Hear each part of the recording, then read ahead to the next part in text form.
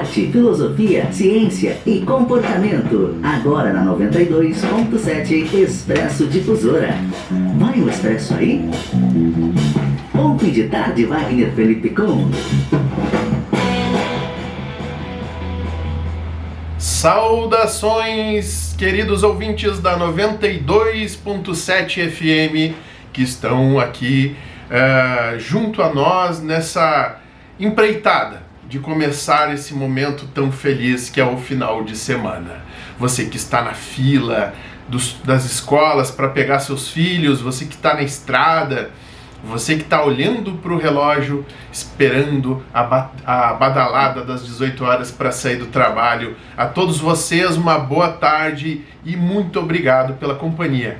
Rafa, muito obrigado. Já estamos no 6º Expresso Difusora. Que legal, boa tarde, Wagner. Ou 7º? Sexto. Será que é o 6º ou 7º? Perdi as contas. É o 6º. É o sexto, isso.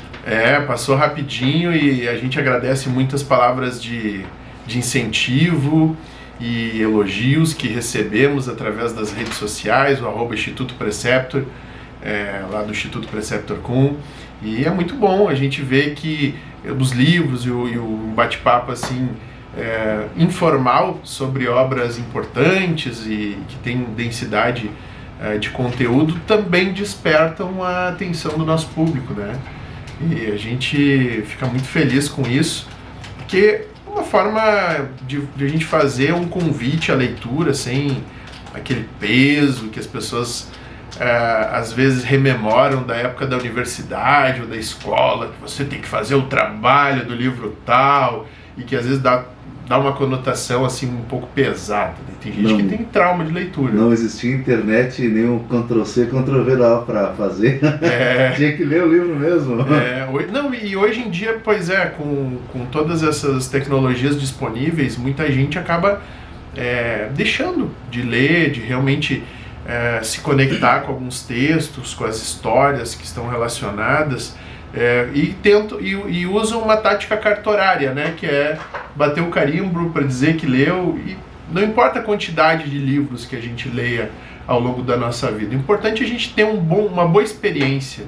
Se você for pegar um livro e demorar meses para ler, mas você tem ali um processo de boa reflexão, tem qualidade, às vezes usa o livro ali para dar aquela acalmada antes de dormir, ou de tarde, quando a família está fazendo outra coisa, você tem o teu momento com o teu cafezinho, já está valendo a pena. Então não se sinta cobrado a ler todos os livros que a gente está indicando aqui, mas fica na memória. Uma hora que você tem um tempo livre, se você se interessar por algum livro, fica na memória, e aí a gente faz o nosso lobby pela leitura, né, Rafa? É legal, geralmente o pessoal que vai para a faculdade, né, em outras cidades, nesse meio tempo o livro sempre agrega, né, uma leitura, Wagner, e é um momento bacana, né, de se ler da leitura. O aluno de faculdade talvez seja o que menos lê. E eu falo porque eu lecionei muitos anos da graduação. Mas eu digo assim, na viagem... Deveria, seria o lógico, mas sabe por quê? O nosso aluno de graduação hoje, ele é um aluno que usa o 3º turno para estudar. Então ele já trabalhou 2 turnos, ele já está bem cansado. Chega no ônibus e ele quer descansar para poder aproveitar. E às vezes ele está tão atrasado nas leituras da universidade que eu sinto assim, que aqueles que você recomenda qualquer livro a mais, ele pensa assim, que você está me arrumando um problema a mais aí, né? Já há uma discussão muito séria em relação ao volume e a quantidade de aulas presenciais nos programas de graduação, e aos poucos isso está sendo alterado, inclusive para deixar mais tempo para os alunos terem essa coisa mais prazerosa relacionada ao conhecimento. Você sabe que tem universidades na Europa que não tem aula expositiva, só tem aula prática. Eles simplesmente não têm aula expositiva. Você tem o conteúdo lá, você vai para a universidade, tem as salas de leitura, os alunos mesmo fazem umas apresentações, quando tem algum tema mais relevante, daí tem uma palestra do professor. Sim. Mas você experiencia a universidade sem ter tanta aula expositiva. Que interessante, né? Mas é uma coisa para que aqui no Brasil, não sei se vai chegar isso aí. Eu tava pensando. Porque o povo gosta dessa passividade, né? De chegar lá e assim, o conhecimento me possua, né? Bom, No programa de hoje a gente vai falar de A Arte da Guerra, de Sun Tzu. Então, se você está com um espírito belicoso e quer invadir algum outro país, não é para isso que a gente vai falar. A gente vai fazer uma análise de um livro que foi escrito há mais de 2.500 anos, mas que não é para fazer guerra, é porque ele trata de alguns elementos que são muito úteis para diversos outros fatores, inclusive para a gente, abre aspas, trabalhar as guerras da nossa vida, dentro do nosso local de trabalho, os desafios, porque esse livro, ele fala muito do ser humano e do desafio que é a gente congregar outras vontades e outros seres humanos. Você já ouviu falar da Arte da Guerra do Sun Tzu? Não tinha ouvido falar, mas achei interessante o título. A Arte da Guerra é um título poderoso, né? Sun Tzu foi um general, segundo muitos historiadores, que serviu ao reino de Wu. A China antiga desse período, ela era um monte de reinos, né? Ela demorou a ser unificada, como a gente viu em alguns países da Europa, né? A Espanha, hoje a Espanha é unificada, mas era um monte de reinos. E assim com outros países. E a China foi se tendo guerras internas, e esse processo foi aglutinando outros reinos, e a uma certa altura se unificou como China. Mas, nesse período, esses generais começaram a refletir sobre o que representava a guerra. E nesse livro ele traz uma série de reflexões que tratam de liderança, de grupo, de análise de risco. Então hoje, se você for num curso de pós-graduação na área de administração ou, sei lá, em outros contextos, os caras vão estar citando a Arte da Guerra de Sun Tzu. Que coisa maluca, né? Porque a guerra às vezes não vem só da questão da batalha, mas de muita estratégia. Às vezes não é o mais forte que vencia, mas o mais estrategista. Exatamente. A ideia da estratégia como um elemento fundamental de qualquer empreendimento humano vem também de Arte da Guerra, porque é um livro que foi escrito, né, lá no Oriente, mas que foi traduzido para outras línguas, e hoje praticamente todas as línguas têm traduções de Arte da Guerra. Ele é uma leitura obrigatória lá nos Estados Unidos, que é o exército, digamos assim, com mais orçamento do mundo. Dentro das escolas de oficial, ele é um livro obrigatório. Todas as forças de elite do mundo leem a Arte da Guerra. E vários programas, como eu falei, de gestão, de administração, falam da Arte da Guerra. Daí não especificamente para você fazer guerra, mas para você ter a capacidade de refletir sobre como alcançar objetivos, digamos assim. Eu já começo o nosso programa com uma citação do Sun Tzu, que está no livro dele, que é muito interessante, que traz também uma reflexão interessante do livro sobre autoconhecimento. E ele diz assim: se você conhece o inimigo e conhece a si mesmo, não precisa temer o resultado de 100 batalhas. Se você se conhece, mas não conhece o inimigo, para cada vitória ganha, sofrerá também uma derrota. Se você não conhece nem o inimigo nem a si mesmo, perderá todas as batalhas. Então vamos tentar aplicar esse conhecimento, né, do Sun Tzu à nossa realidade. Vamos imaginar, eu citei agora, né, a questão do professor. O professor que não conhece o real espírito do seu aluno, ele vai conseguir vencer a batalha? Não vai.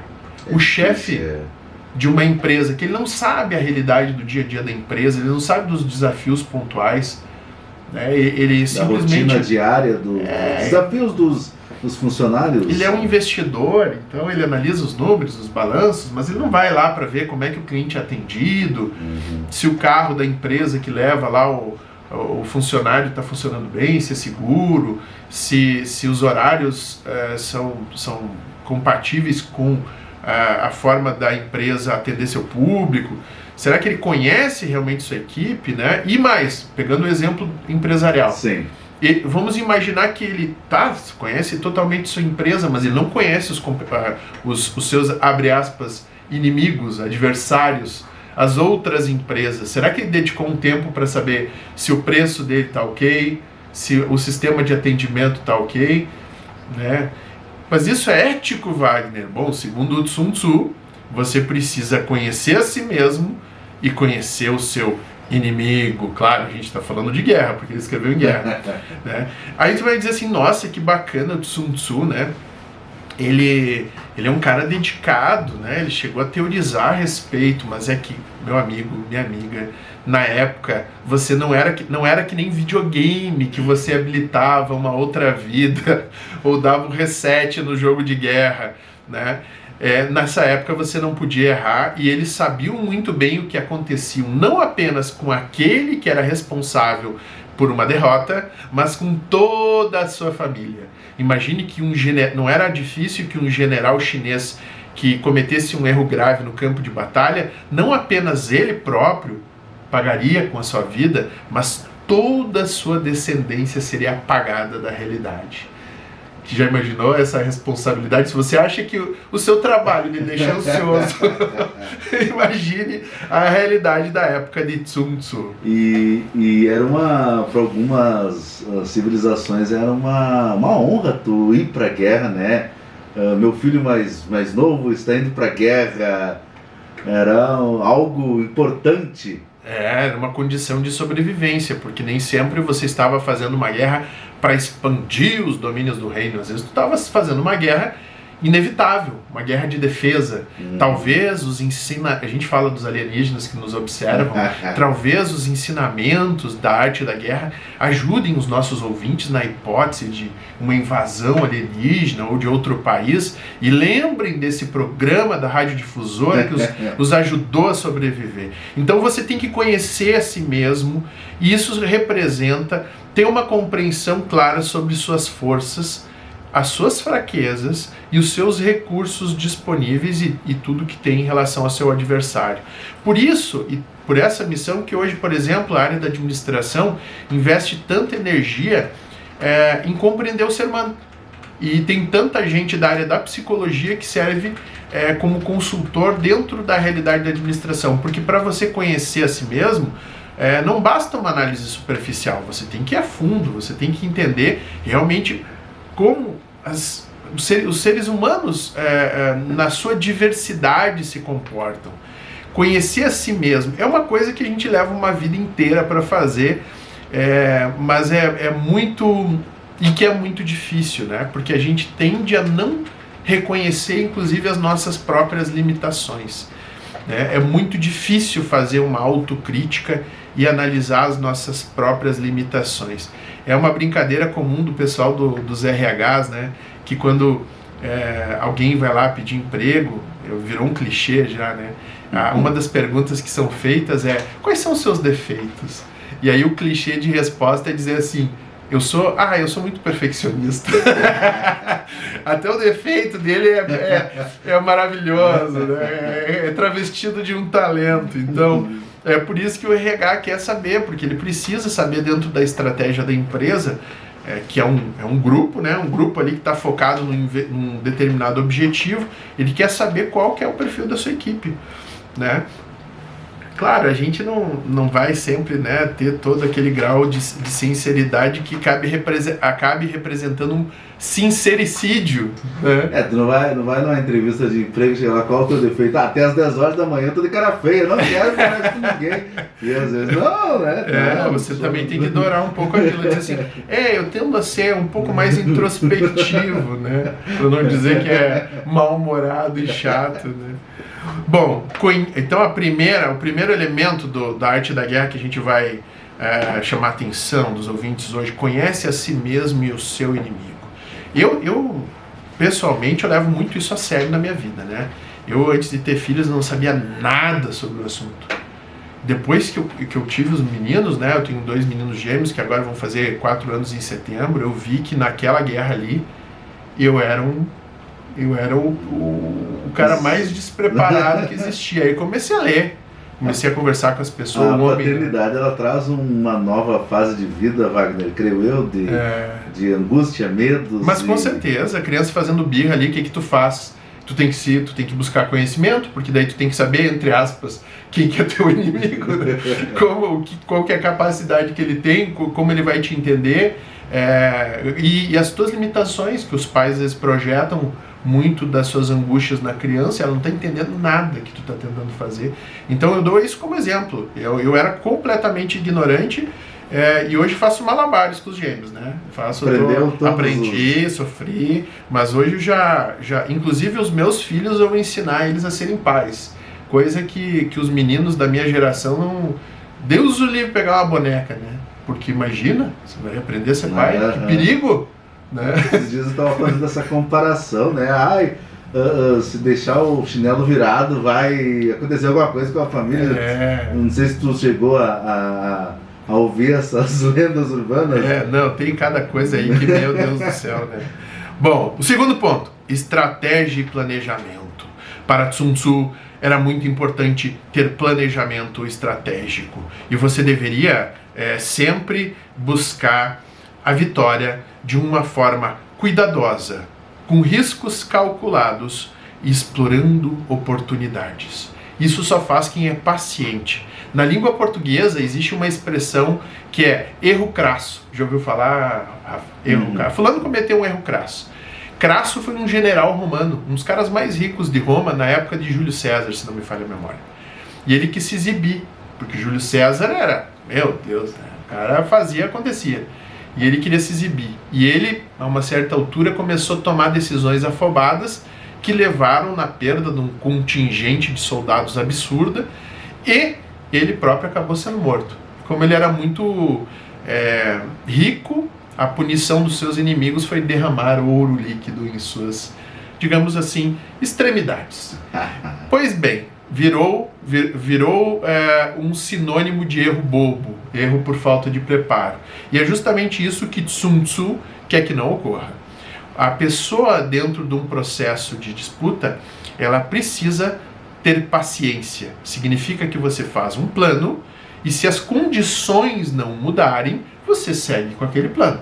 Ele não é um plano imexível, inalterável. Ele está passível a ser alterado, mas sempre pela razão e por elementos concretos. Não porque você acordou de manhã e resolveu dar um tiro na lua. A paciência, ela serve para a vida pessoal quanto para os negócios, né? Acho que é algo importante. Pois é, que se serve para algo muito mais difícil, que é ganhar uma guerra, deve servir também para coisas mais fáceis, né? Então você precisa ser cuidadoso, analisar riscos. Hoje existe até um padrão ISO dentro da administração das empresas que faz gestão de riscos, e os empresários são, dentro de uma ótica de gestão de riscos, são treinados para refletir sobre decisões, e dentro das questões de compliance, que é um termo muito conhecido aí no âmbito empresarial, muito se faz em relação à análise estratégica. Outro ponto de arte da guerra: engano e desorientação. Na guerra você precisa usar os elementos da informação. Toda guerra sempre abusa da informação. Então, dentro de uma disputa, a informação pode ser, segundo Sun Tzu, favorável a você. Você vai moldá-lo. Não existe verdade dentro da guerra. E veja, estou falando do Sun Tzu, não estou dizendo que na nossa realidade a gente não tem que buscar a verdade, mas que tem muita gente que leu o Sun Tzu e usa, e às vezes até de forma, digamos assim, antiética, com certeza. Mas Sun Tzu diz assim, que você deve usar a desinformação e as táticas psicológicas a teu favor, e confundir e enganar o teu oponente, e dar para ele a mensagem e a informação que você quer que ele tenha. E aí eu dou um exemplo que semana passada eu estava lá na feira de franquias em São Paulo, né? Na Expo Franchise em 2023. Tu chega num stand gigante, aquilo é informação. Aquilo é uma forma de manipulação psicológica. Porque eu não estou vendo detalhes da empresa. Daqui a pouco aquilo é o último recurso que a empresa tem para atrair algum povo. Apostou todas as fichas. Rapou o cheque especial para fazer. Mas olha só, a informação que ele está me trazendo ali, ela é de uma extrema qualidade, de opulência, né? Muita gente que trabalha marketing pessoal fala disso, né? Você tá toda hora passando informação através da forma como você se porta. Não necessariamente você tá lá com uma roupa nova, um sapato de grife, mas você está passando informação a todo momento, né? E outros elementos da sua vida também, e a tua empresa também, né? Pois não, eu ia até, entre aspas, ou abrindo parênteses, quem sabe às vezes, né, pode estar no cheque especial, a empresa chega lá, o fulano, e compra uma franquia que vai salvar, às vezes, né, a empresa, um exemplo, né? Sim. Com a apresentação dentro de uma feira, né? Claro, hoje a gente vive uma época que o mundo abusa das aparências, né? A gente vê gente aí que às vezes vive nas redes sociais, digamos assim, o excesso da arte da guerra, né? Porque tá tudo tão bacana que chega a soar falso. Então o Sun Tzu dizia que a gente precisa usar a informação ao nosso favor para enganar o nosso oponente. O que é, na verdade, o carrão do cara na noite, né? Ele está querendo passar uma informação de prosperidade, né? Quando ele quer enganar a menina de alguma forma. Então existem muitas formas de usar a informação a respeito. A gente observou que antes da invasão da Ucrânia, o Vladimir Putin tinha dado um comunicado que já estava retornando com as tropas que estavam encerrando a operação. E logo em seguida ele faz uma ponte e invade a Ucrânia. Então, em muitos momentos da história se utilizou desorientação. Os próprios ingleses utilizaram informações falsas. Teve um filme, inclusive, pegaram um defunto, alguém que já tinha morrido, botaram um uniforme, largaram na costa da Espanha com informações estratégicas sobre uma possível invasão, se não me engano, através da Itália. E na verdade eles estavam preparando a invasão da Normandia no final da Segunda Guerra. E também utilizaram tanques infláveis para poder enganar lá os aviões de Hitler. E isso na guerra é coisa constante, né? Você tenta usar a informação para deixar o seu adversário confuso. E às vezes a estratégia é esconder. Tem gente que... Às vezes até informação, antigamente assisti alguns filmes pelo telégrafo, né? Mandavam notícias falsas para eles captarem. Exatamente. Para poderem fazer algo diferente para... E eu acho que no Brasil, com tanta violência, que a forma estratégica de se defender é você até ir ao contrário daquilo que a gente falou, né? Às vezes o cara anda com um carro mais tranquilo, né? Ele aparenta menos, com uma estratégia, viver em paz, viver um pouquinho em paz. Seguro. Outra coisa que Sun Tzu fala é a capacidade de adaptação e flexibilidade. E você tem que ter estratégia, tem que ter um plano, mas tem que estar atento às oportunidades. Esses planos não podem ser muito rígidos, não podem ser estanques, porque a vida é assim. Daqui a pouco tem ali uma grande oportunidade e você tem que ter a capacidade de decisão rápida. Então, já na época do Sun Tzu, ele desenvolvia algo que na realidade de algumas empresas não existe, que é você instruir os teus comandantes, os teus comandados, os outros comandantes, a tomarem decisões de improviso, incentivando a autonomia. Se fazem sentido dentro do plano estratégico, por que não alterar, né? Ser mais flexível com... Exatamente. O Sun Tzu também falava que tempo e terreno são indispensáveis. A gente fala das batalhas de campo, né? Ele sempre dizia que você tem que escolher o terreno e você só pode movimentar uma tropa se realmente tiver uma vantagem a partir daquele movimento. Ao longo da história, muitas batalhas foram perdidas por exércitos superiores porque eles decidiram ou guerrear em época do ano que não era muito propícia, como o caso dos nazistas, né, no inverno russo ou até de Napoleão, no tempo errado, o terreno equivocado.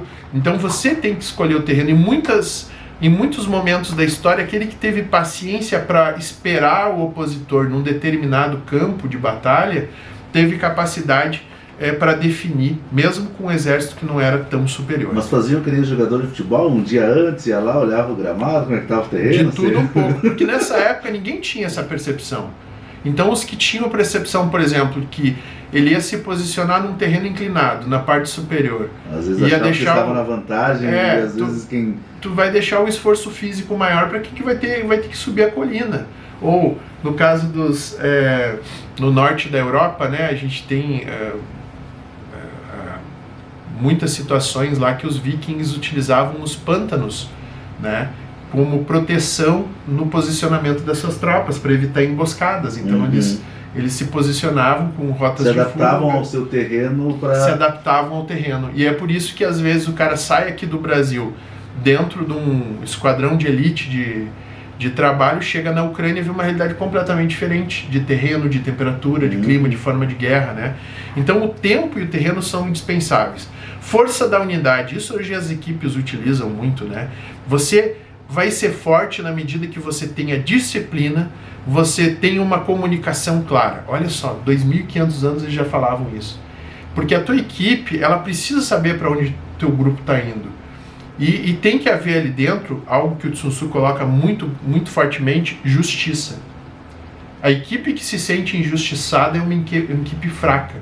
Uma das perguntas que ele faz em relação ao opositor, para saber se ele é um opositor valoroso, como ele trata os seus... Ele é justo? Recompensa bem na vitória? Ele pune exemplarmente nas faltas? Ele sabia que aquilo é um elemento indireto de analisar a unidade de um grupo.